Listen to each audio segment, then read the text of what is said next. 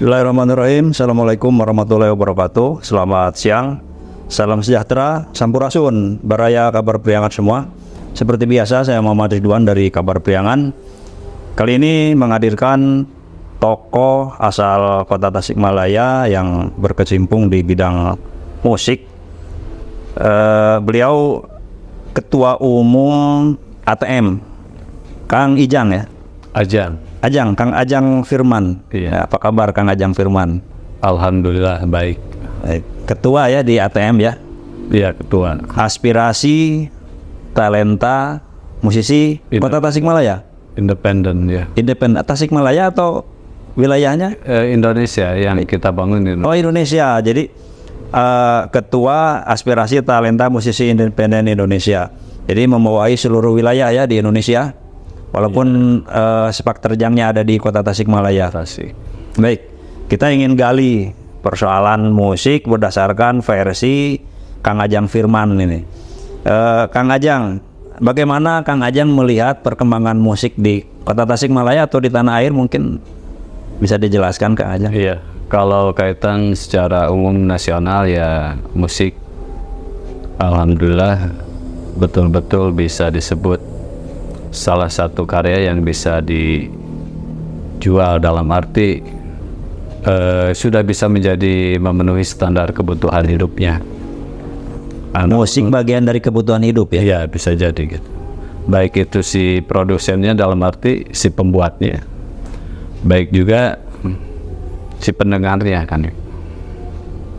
Nah, kaitan di Tasikmalaya musik, kalau kita lihat ada penurunan, karena kalau kita bicara musik itu jelas kalau dikaitkan ya dengan tadi kemajuan Kota Tasik, kita mengukur dari sisi mana kan gitu ya.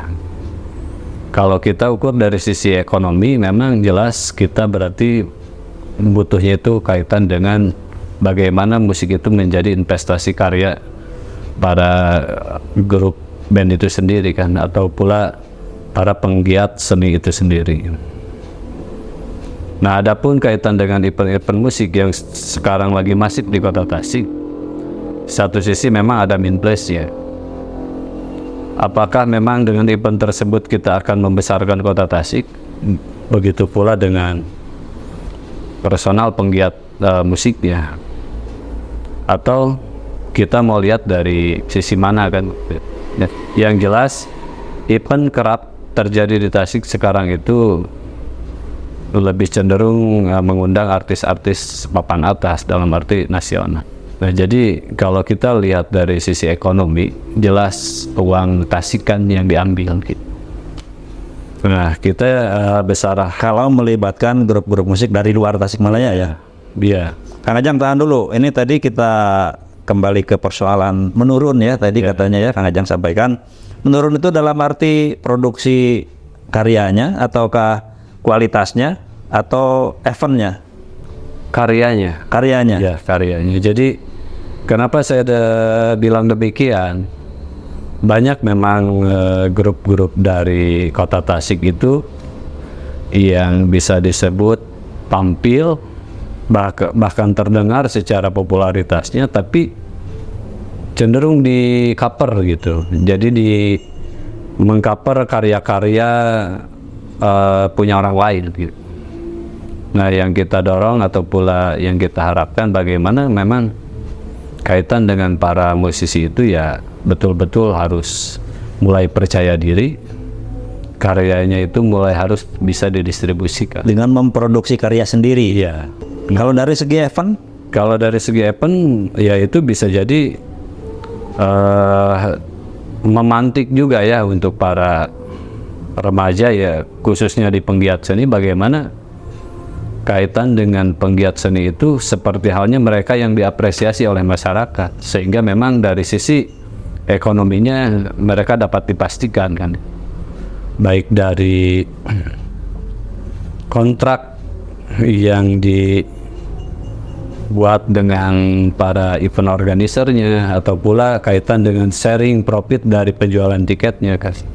Nah, bagaimana kaitan-kaitan itu semoga bisa memotivasi para penggiat seni di Kota Tasik. Baik, kalau menurut Kang Ajang, iklim investasi musik di Kota Tasikmalaya ini kira-kira mendukung atau tidak? Insya Allah mendukung, karena kalau kita lihat ya dari sisi equipment atau pula sarana prasarana, baik itu mulai dari studio ya, yang ada di Tasik itu sudah bisa memadai kaitan dengan kebutuhan produksi musik gitu. Baik mulai dari tingkat indie, profesional, juga kaitan dengan internasional. Nah ini menarik sekali Kang Ajang. Baraya kabar priangan semua, ini bicara tentang musik. Kebetulan kemarin di Kota Tasikmalaya sempat muncul ke permukaan persoalan dibatalkannya event organizer musik ya, Break Day Out yang sedianya digelar di Asia Plaza, tapi tiba-tiba dibatalkan begitu saja beberapa saat sebelum pelaksanaan event. Kang Ajang melihatnya seperti apa itu kasus seperti itu? Kalau saya fair objektif lah ya kaitan dengan hal itu. Saya juga berpengalaman di membuat suatu kegiatan dalam arti event musik. Yang paling penting itu satu koordinasi. Namun sebelum koordinasi kita juga harus bisa mengukur kapasitas yang acara yang mau kita selenggarakan itu sebesar apa. Karena kan kalau di musik itu dominan ya pengeras suara. Jadi bicaranya tentang resonansi dan frekuensi. Nah, kaitan waktu kita menggelar event-event atau pula yang kemarin ya. Kalau kita bahas yang kemarin, bisa jadi mungkin dampak dari resonansi dan frekuensi. Karena kami juga sih nggak terlalu jelas ya kenapa ditolak, dalam arti cuma kenapa pas begitu di hari ke-1 kalau nggak salah kan, berarti di situ jelas-jelas dampaknya itu dari suara atau pula dari radiasi lighting yang mereka pasang. Ya, jadi artinya persoalannya bukan pada iklim penyelenggaraan yang kurang kondusif, artinya kan tadi disampaikan mungkin ada tahapan-tahapan yang harus dipenuhi tadi, koordinasi, kalkulasi, mungkin ada sesuatu yang tidak terlaksana di situ, tidak terpenuhi oleh pihak panitia mungkin. Ini soalnya jangan sampai nanti persoalannya menjadi presiden. Soalnya tadi Kang Ajang sampaikan bahwa iklim di kita sebetulnya sangat kondusif untuk pengembangan musik di Kota Tasikmalaya. Jadi kejadian kemarin itu tidak seharusnya menjadi sebuah presiden kan. Nah ini Kang Ajang, kita juga ingin tahu bahwa Kota Tasikmalaya itu sejak dulu dikenal banyak melahirkan sosok-sosok pemusik yang muncul di kancah regional, nasional. Ini sudah berapa lama ada semacam pakem ya, tidak muncul lagi tokoh-tokoh sosok-sosok pemusik dari Tasikmalaya yang muncul ke permukaan. Ini Kang Ajang melihatnya seperti apa Kang Ajang? Memang di pembinaan kah atau di regenerasi seperti apa, barangkali punya penglihatan tersendiri? Kalau saya ukurannya ya kembali lagi itu ya, musik itu untuk apa kan? Tujuan bermusik. Iya, tujuan bermusik yang jelas kan satu, memang musik itu bisa jadi media untuk meluapkan suatu emosi ya, baik dari personalnya atau pula grup. Kaitan dengan mulai dari tulisan yang menjadi lirik, lalu kaitan not-not yang memang terlahir dari imajinasinya kan itu. Nah, kaitan memang populer atau tidak populer baik di kancah internasional atau pula di nasional, memang itu kembali lagi ke kaitan market kan itu ya. Cuman memang tidak menutup kemungkinan di kemajuan seperti saat ini, media itu kan sudah banyaklah, tidak terbatas. Beda halnya waktu para senior kita ya, bagaimana cara untuk menempuh popularitas ya. Memang tahapannya juga sangat, kalau saya katakan mahal lah. Mulai dari produksi musiknya aja juga kan masih terbatas waktu itu. Apalagi kaitan dengan bagaimana wajah kita itu tampil ke permukaan, dalam arti ke publik. Waktu itu hanya baru televisi kan gitu. Nah, untuk masuk ke media televisi itu kan tidak mudah. Nah, justru kalau sekarang itu banyak juga dari lokal Tasik yang viewernya bisa dilihat secara, udah banyak dilihat oleh beberapa negara gitu. Jadi kalau bicara soal popularitas, menurut Kang Ajang ini sekarang itu begitu banyak media yang bisa dimanfaatkan begitu maksudnya kan. Artinya ada semacam digitalisasi media yang bisa menjadi sarana para pemusik untuk mempopulerkan dirinya sendiri. Artinya persoalannya bukan soal pada populer atau tidak populer, tapi sejauh mana dia bisa memanfaatkan media itu. Karena tidak sedikit ya sekarang orang. Kalau dulu memang bisa disebut tahapan untuk bagaimana dikenal oleh publik itu mempunyai talenta kan. Nah, sekalipun sekarang itu yang tidak punya talenta karena giat di medsos bisa jadi selebgram, TikToker kan. Jadi ukurannya bukan pada kualitas ya. Kalau masalah popularitas ya. Justru kalau kaitan dengan kualitas biasanya orang-orang itu eksklusif. Adanya di ruang-ruang studio menjadi komposer kan gitu. Bahkan menjadi direktor kan gitu. Nah, jadi memang kita kembali lagi ya ke persoalan dalam arti bagaimana kaitan dengan musisi di Kota Tasikmalaya. Kita hanya bisa mendorong bagaimana nih kaitan investasi seorang seniman itu tiada lain di karyanya, yang mana karya itu istilahnya bisa dibangun itu ya memang melalui sarana prasarana recording kan, karena ini lebih cenderung di kekuatan memori suara kan, baik suara musiknya, suara vokalnya kan, lirik. Jadi salah satu investasi karya itu ya direkam dengan baik, lalu kita tempuh media distributor itu apa saja. Baik, Kang Ajang, mungkin ada yang hendak disampaikan kepada Barayaka para priangan semua, khususnya para remaja, bagaimana cara mereka bermusik atau menyelenggarakan event sehingga terciptanya situasi bermusik yang kondusif di Tasikmalaya dan bisa melahirkan para pemusik-pemusik yang berkualitas mungkin di Tasikmalaya. Silakan Kang Ajang disampaikan. Saya pesankan kalau memang musik itu lebih cenderung di kesenian, artinya bagaimana kita meluapkan emosi itu dengan etis satu itu. Jadi setidaknya orang-orang musisi itu lebih peka terhadap persoalan baik dirinya atau pula keluarganya, begitu pula lingkungan. Jadi bagaimana kaitan para seniman itu betul-betul masih ada di koridor etis.